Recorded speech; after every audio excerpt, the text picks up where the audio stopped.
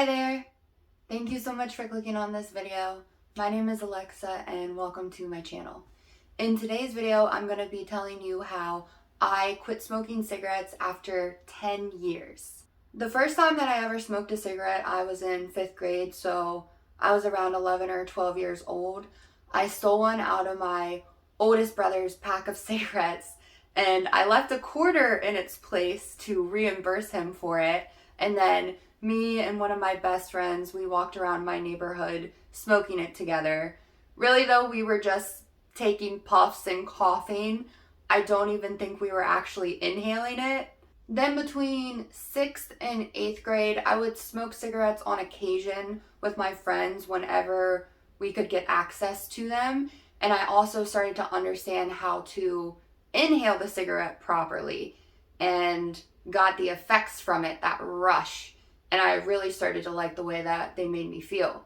By 9th grade, so the age of 14, I was smoking cigarettes every single day. I had people that would buy them for me, so I constantly had packs of my own. Smoking is something I would do when I was stressed, when I was bored, after I ate, after I was done working. There was always a reason to smoke, whether I was happy or sad. And it was also a very, very social thing for me to do as well, because most of my friends and most of the people that I was hanging around were also smoking cigarettes. My family and my loved ones, they of course wanted me to quit smoking cigarettes because they know how bad it is. We all know how bad it is for our health now. There's no denying it. I also really wanted to quit smoking as well, and from the age of 14 to 24, I tried numerous times to quit and never succeeded. I even bought an electronic cigarette, and this was before vaping was a really big thing. I bought it back in high school. It was a kind called Blue, and it just did not replace a real cigarette. It didn't do the job. After many failed attempts at trying to quit, I decided to try something new. So I actually purchased a book that was intended to help people quit smoking. This book, Alan Carr's Easy Way to Stop Smoking, and this is what changed everything for me. So many misconceptions and ideas that I had formed about smoking cigarettes were directly addressed by that book, and then they were also completely destroyed and then rebuilt in a positive way, in a much healthier and constructive way. An example of this was my idea of physical withdrawal from quitting cigarettes. I thought that I was going to be less energetic. I thought that I was going to be very moody and very on edge. And I was going to be eating a bunch of food to compensate for not smoking. I was going to be feeling lethargic. When really, none of that is really true. And it doesn't have to be true. I want to read you an excerpt from this book that delves into that. Most smokers go all night without a cigarette.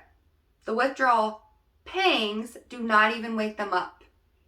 Many smokers will leave the bedroom before they light that first cigarette. Many will have breakfast first. Increasingly, people don't smoke in their homes and won't have that first cigarette until they are in their car on their way to work.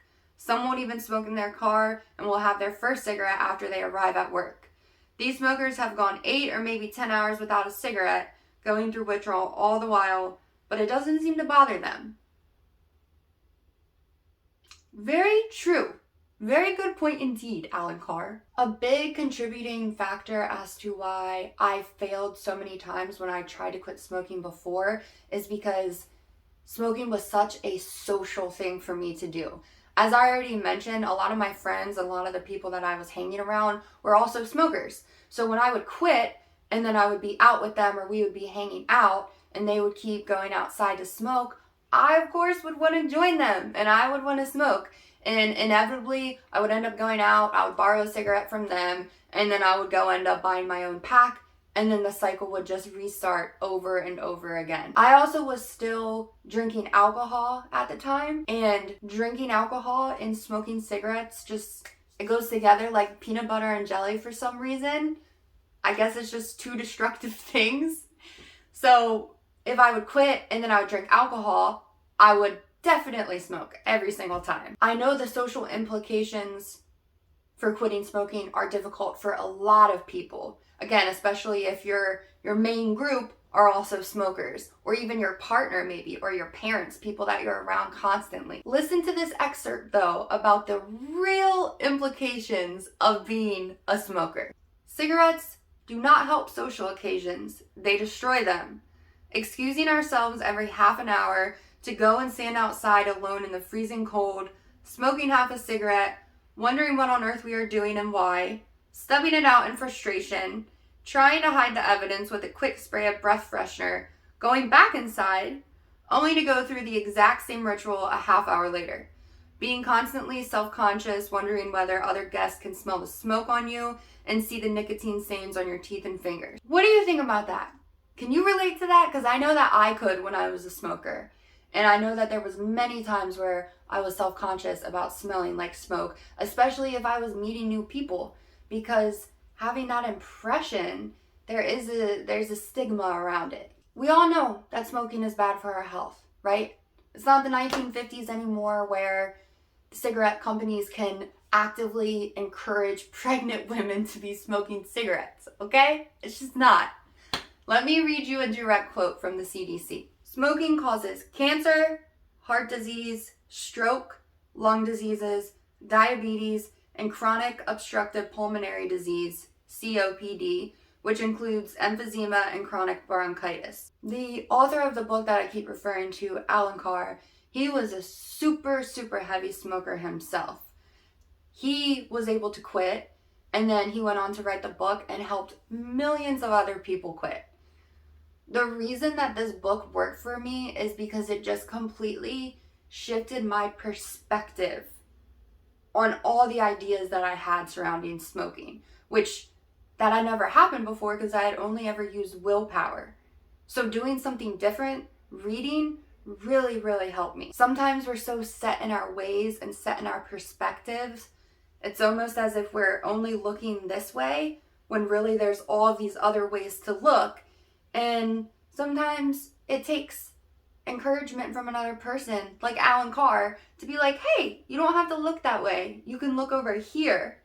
And then you look over there and you're like, whoa, that's much better over there. I want to keep looking that way. The day I have marked on my calendar as my official quit day is July 26th, 2020.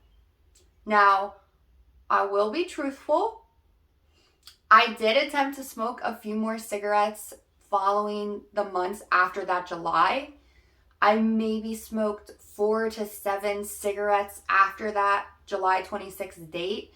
I would try, and my body just started to get to a point of rejecting it. So the last time I tried, I took 2 puffs of the cigarette and I couldn't do any more.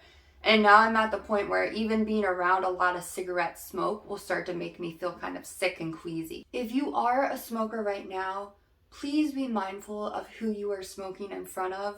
I see so many people driving around in their cars smoking while their children or their animals are in the vehicle with them. That's not fair to do. You can make your own choice to smoke knowing the possible consequences and health risk. You should never make that choice for other innocent lives that are around you. I'm not saying that to judge anybody at all whatsoever. I think a lot of people are just so accustomed to smoking that they don't think about that.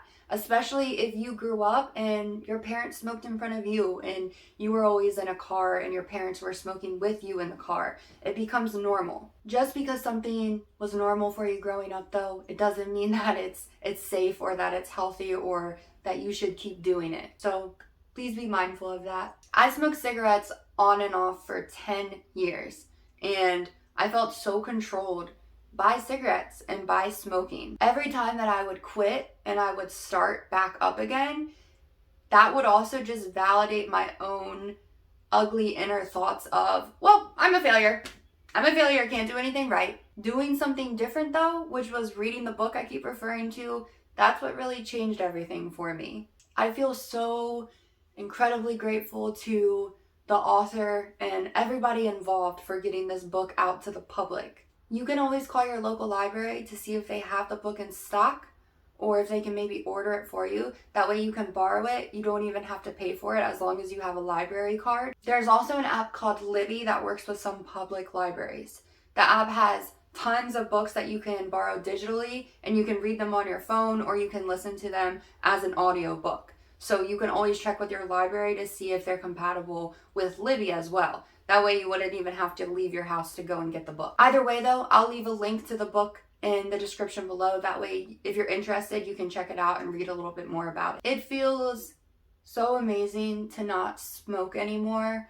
My body and my mind just feel so much better. I also love not smelling like cigarettes all the time, and I love that my car doesn't smell like cigarettes. And I'm saving so much money per year by not smoking and buying something that was actively hurting my health. If you want to quit, do it. I believe in you. I know you can do it. You are strong enough. You are so capable. And once you do it, you're going to feel so good. You're not going to have any regrets about it. Thank you so much for taking the time to watch this video.